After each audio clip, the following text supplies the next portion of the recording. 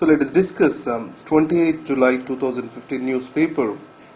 Now the issue is related to the Afghanistan, Pakistan and Taliban talks. Now why is this more a hype than a hope? That, if you see the Jayant Prasad article, generally he sees even with regard to the China-Pakistan economic corridor, if you remember his articles, and also wherever the Pakistan is involved, he is more skeptical about the outcomes of these issues. In this context, let us see this Pakistan guided and guaranteed Afghanistan-Taliban talks, how they are going to be relevant now. Now, if you see in the Karzai government, there are three conditions for the talks. One is the constitution, the talks have to be within the framework of the Afghanistan constitution.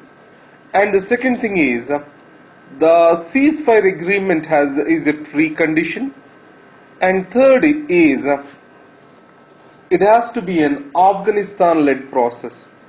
So in this context, what are the obstacles for this peace process? Now violence and talks, deliberations, they cannot go simultaneously. One way Taliban is engaging in the violence and the other way it is coming to the table. And second thing is, the objective of the Taliban and the objective of the Afghanistan government, they are going contradictory over here. Taliban wants to reshape their image as progressive in the international arena, as moderate factions. On the other hand, Afghanistan government had a long-term interest to build in an endurable peace. And Taliban, they wanted at the end of the day an Afghanistan or an Islamic or else Emirate, Afghanistan Emirate. So again, so it means out of the bounds of the Afghanistan constitution they wanted to have the negotiations.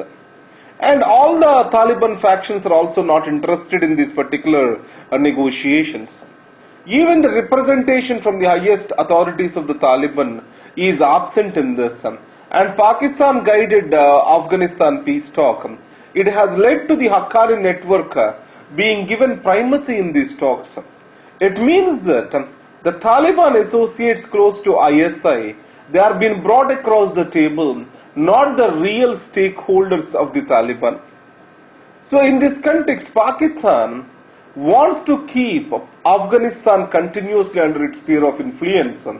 And peace and stability in Afghanistan is not in favor of the Pakistan's long-term interests. In this context, this US and China acting as an observers and Pakistan arranging for the meeting, entire thing appears as a farce. So the Murrah outcomes, so they are more a hype about establishing a peaceful relations between various factions rather than a hope for the peaceful Afghanistan into the future. And the second thing is the border, violence at the border, Gurdaspur. So especially there are two things over here which we have to observe. Is this violence is about revival of the Khalistan movement in the Punjab, which was subsided after Rajiv Longowal Accord and after the death of Mr. Longowal. So it means that, is this going to be revived now? Is one thing.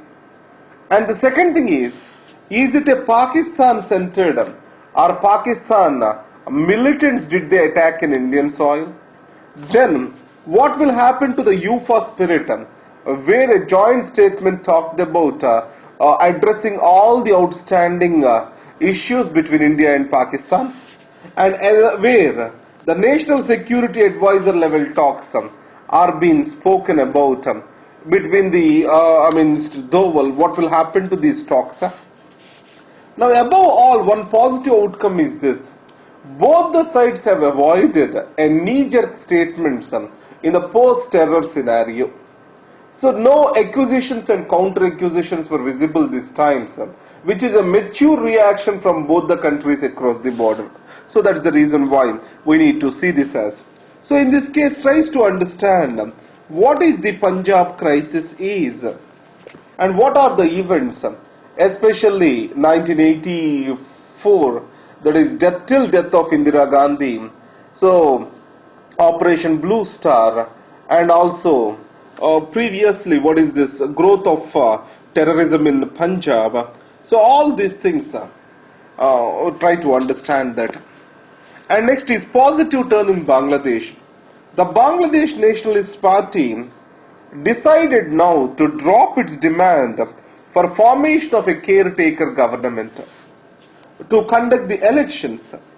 Now, previously, there are two major parties, one is Awami League and BNP. In this context, the BNP what it started demanding is the elections shall be held not under the existing government but the creation of a new caretaker government. So it has created a deadlock. And added to that, BNP being a conservative and has some extremist tones, and it is also associated with certain parties such as Jamaat-e-Islami. So it has led to more predominance or more reposition itself as a believer in violence, street violence. So counter to this, the Awami League government has taken a very hard stand against the extremism and also fundamentalism. So in this context, the existing decision, it brings in a constructive dialogue between the two partner parties in the democracy, which can be seen as a positive step.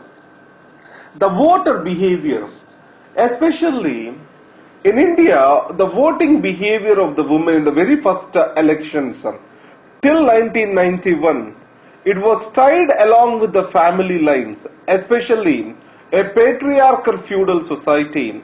Women, though, had the voting rights under the universal adult suffrage, they mostly confined this right to the family. It means the family choices were dictated the voting behavior of the women. But however, recent elections in Bihar, if we consider, women played and women judgment has played a considerable role in changing the government and getting Mr. Nitish Kumar elected again as the RJD. And the second thing is, now this voting choice of the women is directly related to their independence and empowerment. The developmental programs are getting more and more shifted towards the women because the politics and political parties of the day are trying to recollect, are trying to see that the women force is the real game changer with regard to the political outcomes. So this change in voting behavior can be seen as a positive step towards a deep-rooted democracy in India. The next one is Pluto. So I'm not very good with this. So there is NASA's New Horizons, a flyby. It has went through the Pluto. So recently the Pluto was dismissed as a ninth planet of Sun. In this context, they talked about Kuiper belts, where objects are been rotating, which are being said to be separated from this particular Sun itself. So, try to understand this particular Kuiper belts and the technical, issues related to that, scientific issues related to that. Now, US has recently released a report which is related to the human trafficking, and in this annual anti-trafficking report, India is placed among the tier 2 countries. It means a country which has not taken sufficient steps as per the minimum standards towards protecting the Trafficking Victims Protection Act. So, it is not taking the sufficient steps or minimum standards prescribed under Trafficking Victims Protection Acts. Previously in 2011, if we see, India was placed in Tier 2 watch list, where it was said that India as a country was not interested to provide or to take up the better efforts to combat the severe forms of trafficking. So to provide for the severe forms of trafficking. From that onwards, our situation has improved a bit. And added to that, remember, there is 2013 Global Slavery Index, and annual labor report try to see the human trafficking in India. So the reasons for the human trafficking, It is because of the open porous borders between India and Nepal. That is one big reason. And the second thing is, India, Southeast Asia, there is a huge trafficking coming to Bangladesh from Bangladesh to India. And poverty is another major reason. In India, the problem is the child slavery is increasing. And second thing, among the children, the girl child is more preferred or more involved with the trafficking. So these are the certain things which we need to understand.